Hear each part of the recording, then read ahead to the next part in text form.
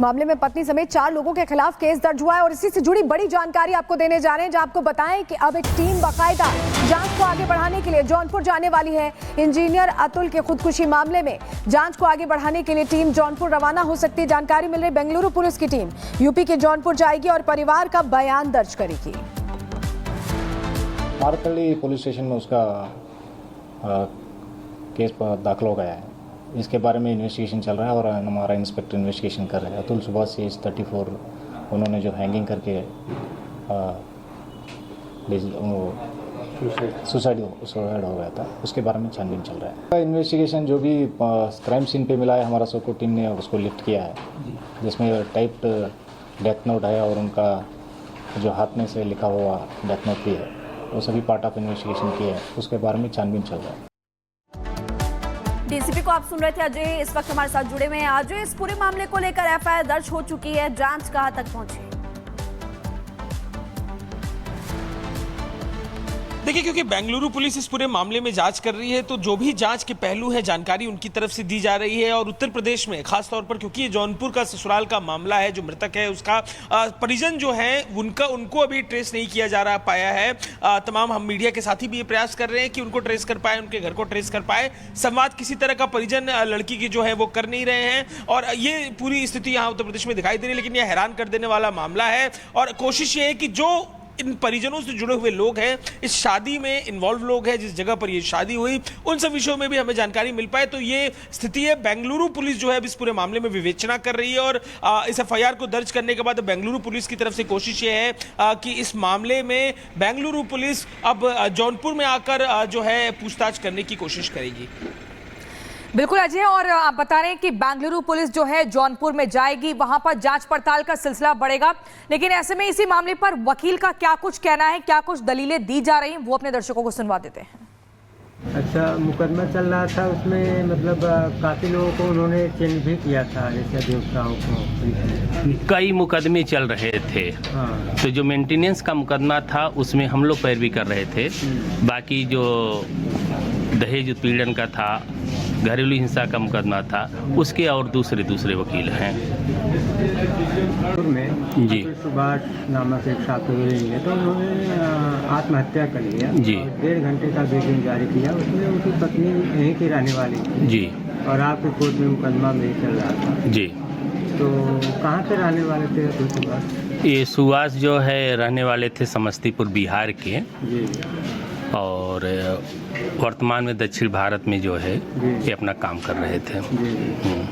तो इनसे आपसे मुलाकात कब हुई थी? कोई युवा के आया था यहाँ पे? ये हमारे एक जूनियर शर्मा जी हैं, उन्हीं के माध्यम से हमारे पास आए थे। इनके खिलाफ 125 भरण पोषण का मुकदमा चल रहा था, उसी के बारे में हमारे पास आए थे। वही मुकदमा मैं देख रहा था इनका।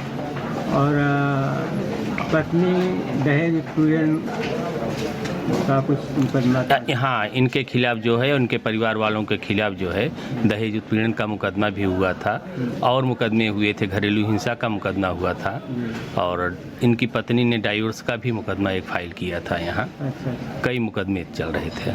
तो क्या कंडीशन थी बीच में? 125 का जो मेंटेनेंस का मुकदमा था वो जुलाई में जो है डिसाइड हुआ। पहले 20,000 रुपया जो है पर मंथ जो है इंतरिम मेंटेनेंस के लिए कोर्ट ने ऑर्डर किया था। बाद में कोर्ट ने 40,000 रुपया जो है पर मंथ लड़के के लिए जो है अलाउ किया था कि लड़के को जो है ये 40,000 रुपया पर मंथ देंगे। और पत्नी के लिए जो भरण पोषण का मुकदमा पत्नी ने किया था अपने लिए, वह कोर्ट ने खारिज कर दिया था।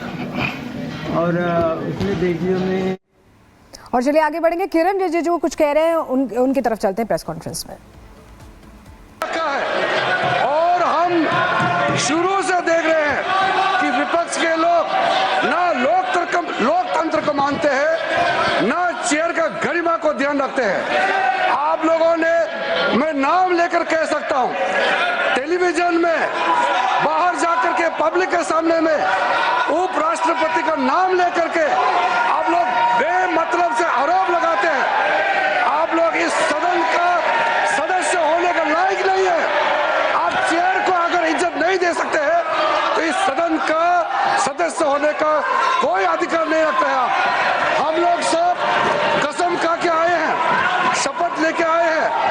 सदन का सदस्य का और सरकार में मंत्री के रूप में हमने शपथ खाए हैं इस देश का सोवरेनिटी का, इस देश का यूनिटी को रक्षा रखने के लिए हम शपथ लेके आए हैं। उपराष्ट्रपति के पद को, उपराष्ट्रपति का गरिमा को अगर आप लोग अटैक करेंगे तो हम बिल्कुल बचाव करेंगे और आप लोगों का जो इंटेंशन है इसको हम कामयाब नहीं होने देंगे।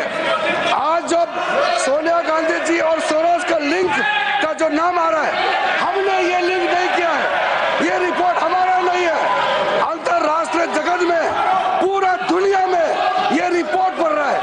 कांग्रेस का नेतृत्व और सोरोस का OCCRP का जो लिंक है ये देश के सामने में है। शर्म आना चाहिए आप लोगों को। देश के विरोध में काम करने वाले, भारत के खिलाफ काम करने वालों के साथ आप लोग तालमेल में रहते हैं। जो जॉर्ज सोरोस बोलते हैं आप लोग भारत में वही भाषा बात करते हैं। हम लोग पूरे इस सदन में जितने भी मेंबर हैं, हम लोग भारत के नाम में एक साथ यूनिटी खड़ा करना चाहिए। आप भारत विरोधियों के साथ खड़ा रहते हो, आप भारत को नुकसान पहुंचाने वाले के साथ में खड़ा रहते हो और फिर आप चेयरमैन के खिलाफ में नोटिस देते हो। ऐसा चेयरमैन मिलना मुश्किल है। हमारा आदरणीय जगदीप धनखड़ जी एक ऐसा नेता है जो इस पद में रह करके भी और इस पद के बाहर भी हमेशा किसानों के लिए बात किया है, हमेशा गरीब तबकों के लिए बात किया है। इस देश को, संविधान को, हमारे देश का जो संविधान है इसको रक्षा करने के लिए हर समय उपराष्ट्रपति जी ने पहल किया है। हम लोग गर्व है आदरणीय जगदीप धनखड़ जी राज्यसभा चेयरमैन के रूप में इस कुर्सी पे आसीन है। हम लोग फख्र महसूस करते हैं और चेयर के खिलाफ कोई भी आप लोग काम करेंगे, इस तरह का नोटिस देने का नाटक करेंगे, हम लोग इसको कामयाब होने नहीं देंगे और पूरा कांग्रेस पार्टी माफी मांगना चाहिए। सोरोस और कांग्रेस नेतृत्व के बीच में क्या रिश्ता है, वो रिश्ता जो है सदन के सामने में आप लोग बताइए और देश के सामने में माफी मांगना चाहिए। मैं सर ये कांग्रेस पार्टी और उसके साथियों का जो हरकत है उसका मैं खंडन करता हूँ सर।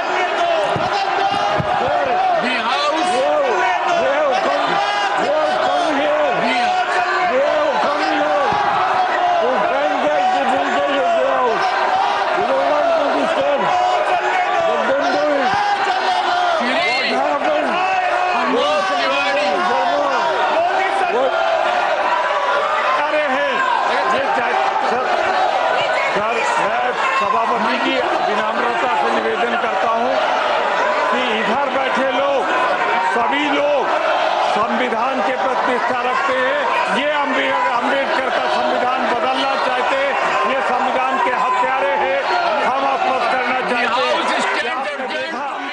तो 12 बजे तक के लिए सदन की कार्रवाई स्थगित कर दी गई है। किरण रिजिजू सदन के अंदर बोल रहे थे और जिस तरह से उपसभापति के खिलाफ या विश्वास प्रस्ताव लाने की बात है, इसे अपमान बताया है और हंगामे के चलते यहां पर सदन की कार्रवाई स्थगित कर दी गई है। रिजिजू ने क्या कहा है अविश्वास प्रस्ताव को लेकर, विपक्ष को क्या जवाब दिया है, आपको सुनवा रहे हैं फिर से। सर, भारतीय लोकतंत्र में 72 साल बाद एक ऐसा किसान का बेटा उपराष्ट्रपति के पद में पहुंच करके इस देश को सेवा करने का काम किया है। इस राज्यसभा सदन का सभापति के रूप में पूरा देश देख रहा है किस तरीके से उपराष्ट्रपति उपराष्ट्रपति महोदय ने इस सदन का गरिमा को रखा है और हम शुरू से देख रहे हैं कि विपक्ष के लोग ना लोकतंत्र को मानते हैं, ना चेयर का गरिमा को ध्यान रखते हैं। आप लोगों ने, मैं नाम लेकर कह सकता हूं, टेलीविजन में बाहर जाकर के पब्लिक के सामने में उपराष्ट्रपति का नाम लेकर के आप लोग बेमतलब से आरोप लगाते हैं। आप लोग इस सदन का सदस्य होने का लायक नहीं है। आप चेयर को अगर इज्जत नहीं दे सकते हैं तो इस सदन का सदस्य होने का कोई अधिकार नहीं रखते हैं आप। हम लोग सब कसम खा के आए हैं, शपथ लेके आए हैं, इस सदन का सदस्य का और सरकार में मंत्री के रूप में हमने शपथ खाए हैं। इस देश का सोवरेनिटी का, इस देश का यूनिटी को रक्षा रखने के लिए हम शपथ लेके आए हैं। उपराष्ट्रपति का पद को, उपराष्ट्रपति का गरिमा को अगर आप लोग अटैक करेंगे तो हम बिल्कुल बचाव करेंगे और आप लोगों का जो इंटेंशन है इसको हम कामयाब नहीं होने देंगे। आज जब सोनिया गांधी जी और सोरोस का लिंक का जो नाम आ रहा है, हमने ये लिंक नहीं किया है, ये रिपोर्ट हमारा नहीं है। अंतरराष्ट्रीय जगत में, पूरा दुनिया में ये रिपोर्ट पढ़ रहा है। कांग्रेस का नेतृत्व और सोरोस का OCCRP का जो लिंक है, ये देश के सामने में है। शर्म आना चाहिए आप लोगों को। देश के विरोध में काम करने वाले, भारत के खिलाफ काम करने वालों के साथ आप लोग तालमेल में रहते हैं। जो जॉर्ज सोरोस बोलते हैं, आप लोग भारत में वही भाषा बात करते हैं। हम लोग पूरे इस सदन में जितने भी मेंबर हैं, हम लोग भारत के नाम में एक साथ यूनिटी खड़ा करना चाहिए। आप भारत विरोधियों के साथ खड़ा रहते हो। आप को नजर आता है ये बच्चा है सर आपको। तो आप सुन रहे थे किस तरह से सदन के अंदर जो बात कही गई है अविश्वास प्रस्ताव लाने की, उसको लेकर किरण रिजिजू ने कहा है कि सोरोस मुद्दे पर कुछ बोल नहीं रहे हैं, ध्यान भटकाने की ये कोशिश है और किसान का बेटा इस पद पर पहुंचा है और ऐसे में ये एक तरह से उपसभापति का अपमान बता रहे हैं किरण रिजिजू। कांग्रेस और सोरोस के बीच जो संबंध है उसको लेकर